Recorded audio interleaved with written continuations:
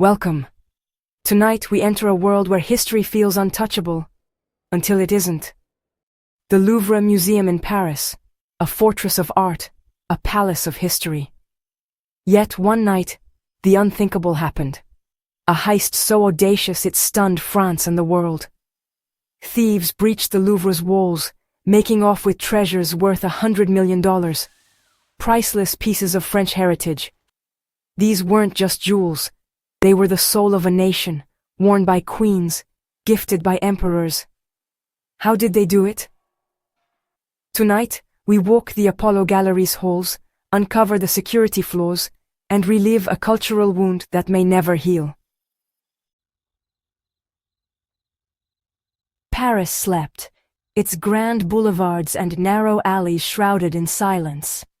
The city's heartbeat slowed to a gentle rhythm beneath the stars. But outside the Louvre, beneath the watchful gaze of ancient stone, a plan was quietly unfolding, one that would soon shake the art world to its core. Under a moonless sky, thieves placed a ladder against the museum's ancient wall. Bold, almost surreal. Their movements were swift, rehearsed, and utterly fearless. They climbed with practiced ease, targeting a single unsecured window in the Apollo Gallery, a vulnerability hidden in plain sight. With simple tools, a glass cutter, suction cups, they removed a perfect circle of glass, slipping inside undetected. Not a sound disturbed the night air. The Apollo Gallery, dazzling and heavy with history, became their stage. Priceless treasures glimmered in the darkness, silent witnesses to the unfolding crime. No time for awe. They moved with purpose, heading straight for two fortified display cases. Every second mattered. Every movement calculated. These cases, built to withstand assault, were quietly breached with specialized tools. No alarms, no noise. The thieves worked in perfect harmony, each knowing their role. The thieves seemed to know every blind spot, every weakness, suggesting inside knowledge or meticulous surveillance. Their preparation bordered on obsession. Inside the cases, they chose only the most significant jewels, lifting them with care and precision. 7 minutes. That was all they needed, no more, no less. That's all it took to inflict a $100 million wound on the Louvre. The gallery's heart was ripped out in the blink of an eye. Their escape was as quiet as their entry, down the ladder, onto scooters, vanishing into the Paris night. Not a single witness, not a single clue left behind. By morning, the jewels were gone, and France awoke to shock and disbelief. The impossible had happened. The city buzzed with rumors and outrage. The Apollo Gallery was left violated, its treasures lost. The emptiness was a wound that would haunt the museum for years. The world was about to learn just how vulnerable even the greatest institutions can be. The Louvre's reputation was shaken to its foundation. The heist was a masterclass in criminal precision. Every detail had been anticipated, every risk calculated and controlled. No trace, no noise, no suspects, just a gaping hole in French culture. The silence left behind was deafening. The Louvre's security, once thought impenetrable, was exposed as fatally flawed. The unthinkable had become reality. The legend of the 7-minute heist was born, echoing through the halls of history as one of the boldest crimes ever committed. What is a jewel's true value? Is it the shimmer of diamonds, the weight of gold, or something far deeper, something that can't be measured or sold? Beyond gold and carats, it's the history. The hands that touched them, the stories whispered through generations, the legacy that lingers long after the last waltz has ended. The thieves stole more than stones. They stole the ghosts of queens and the legacy of an emperor. They took memories, pride, and the silent testimony of centuries. Among the stolen treasures, a sapphire and diamond parure, once worn by Queen Hortense, Napoleon's stepdaughter and Queen of Holland. Each gem a witness to her triumphs and heartbreaks. Passed to Queen Marie-Amélie, the last Queen of France, It bridged eras of monarchy and revolution, carrying secrets from one royal hand to another. These jewels witnessed state bulls, whispered plots, and the shifting tides of French history. They sparkled beneath candlelight as alliances were forged and broken. Their loss is like tearing a page from a living history book, erasing a chapter that can never be rewritten.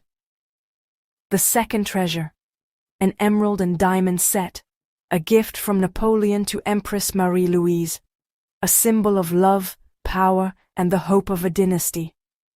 These emeralds symbolized power, alliance, and the ambitions of an empire.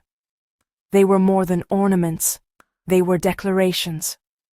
They adorned the empress at imperial events, witnessing the rise and fall of Napoleon's dynasty and the dreams that flickered and faded in the halls of power. The craftsmanship was exquisite, the provenance unmatched. Each piece was a masterpiece, shaped by the finest artisans of their age. To break them apart would be cultural vandalism, like slashing a Rembrandt or burning a priceless manuscript. It's an act that wounds the soul of a nation. The combined value soared toward $100 million, but the true loss is immeasurable. No auction can price the weight of history. The thieves bypassed easier targets, choosing the heart of French identity. Their crime was not just theft, but a calculated assault on memory. Their selections were deliberate, a targeted attack on history itself, as if to erase the very people who once wore these jewels. Now, these artifacts are likely lost forever, destined to be broken up, their stories erased, their meaning scattered to the winds. The ghosts of queens and empresses are silenced, leaving only anonymous stones behind. Their voices, once immortalized in gold and gems, now fade into silence. The story is gone, only the raw material remains. What was once a living legacy is now just a handful of stones, stripped of their soul. Morning brought shock, then anger. The Louvre wasn't just robbed, it was humiliated. The museum, a symbol of French pride, was exposed as vulnerable. How could this happen? The answer, a cascade of failures. The window, left unsecured due to delayed repairs. The ladder, borrowed from an unlocked closet inside the museum. Motion sensors, malfunctioning for weeks, maintenance requests ignored. The thieves exploited every weakness, moving through blind spots with uncanny precision. The public's outrage was intense. Debates raged in cafes and government halls. Experts called it an amputation of our collective memory. The Minister of Culture faced harsh questions. The state's guardianship of heritage was in doubt. Security overhauls followed, but the damage was done. For Louvre staff, the loss was personal, a family member stolen. The empty cases, draped in black, became a somber memorial. The heist forced France to confront uncomfortable truths about its priorities and vulnerabilities. The glitter of the jewels was replaced by the harsh glare of scrutiny. The incident became a byword for audacious crime and institutional failure. France's reputation as a vigilant protector of its heritage was left in tatters. The investigation went global. Interpol alerts were issued. Customs officers at borders and airports were put on high alert, and thousands of leads poured in from every corner of the world. The hunt for the missing jewels became an international obsession, with law enforcement agencies coordinating across continents in a desperate bid to recover the treasures. But the thieves left no trace, no fingerprints, no DNA, not a single clue. The crime scene was immaculate, as if the culprits had vanished into thin air, leaving behind only questions and frustration. Their escape vehicles, a fleet of stolen scooters, were found abandoned and meticulously wiped clean. Not a single fiber or smudge remained, a testament to the thieves' careful planning and professionalism. Theories abounded. Some believed it was the work of an elite crew, perhaps hired by a shadowy collector, or orchestrated by a criminal mastermind whose identity would forever remain a mystery, lost to legend. The greatest fear haunted investigators and art lovers alike: that the jewels would never be seen again in their original breathtaking form. Unlike paintings, jewels can be dismantled, settings melted down, stones recut, and their identities erased forever. A masterpiece can be destroyed in hours, its history lost with every cut and melt. Even if a stone resurfaced, proving its origin would be nearly impossible. Without unique markings or records, a legendary diamond could vanish into the sea of anonymous gems. The story each piece told is shattered, its voice silenced, the cultural loss absolute and irreparable. Rumors surfaced: an oligarch boasting in private, a suspicious sapphire appearing in Antwerp's diamond district, but every promising lead eventually went cold, leaving only whispers and speculation. The case remains open, a source of endless frustration for detectives and endless fascination for the public. No suspects, no arrests, the thieves vanished into legend, their identities swallowed by the shadows. The Louvre heist became a modern myth, joining the ranks of the world's greatest unsolved art crimes, whispered about in the same breath as the Mona Lisa's theft and the Isabella Stewart Gardner heist.